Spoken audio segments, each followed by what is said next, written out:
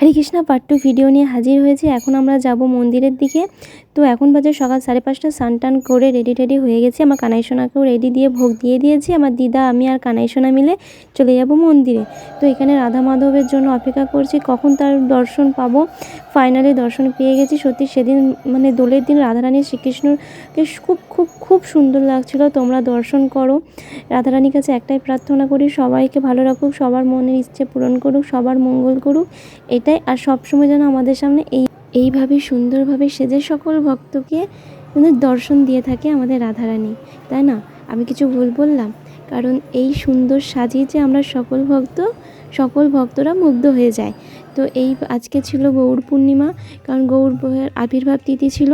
আর এই রথের সাহায্যে আমাদের একটা মাঠ, মানে মায়াপুরের যে মাঠ আছে, সেখানে অভিষেক করানো হবে বিকেল 4:30 5টার থেকে। তো তোমরা কিন্তু পার্ট 3তে আমি সেই ভিডিওটি দেব। তো তোমরা কিন্তু ভিডিওটা কিন্তু মিস করো না, অবশ্যই কিন্তু দেখো, তাহলে সমস্ত কিছু দেখতে পারবে। আর মায়াপুরটা সত্যি সকালটা খুবই সুন্দর লাগছিল। আমি দিদা রাধা মাধবকে দর্শন করে একটু আমার দিদাকে গোটা মায়াপুরটা ঘুরিয়ে এবার যাব রুমের দিকে। তো এখানে খুব সুন্দরভাবে সাজিয়েছিল গোটা মায়াপুরটা, সকল ভক্ত এখানে এসেছিল। তোমরা দেখতে পাচ্ছ কত ভিড়, সকল ভক্তের ভিড় যেন মায়াপুর একদম ভরে উঠেছে দোল পূর্ণিমার দিনে।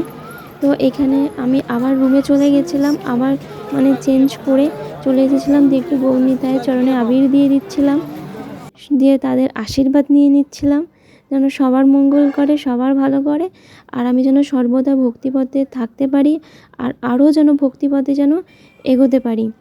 তো তারপর এখানে দেখছি সবাই মাতাজিরা এখানে নৃত্য করছে। তো আমিও একটুখানি তাদের সাথে যোগ দিয়ে দিয়েছিলাম।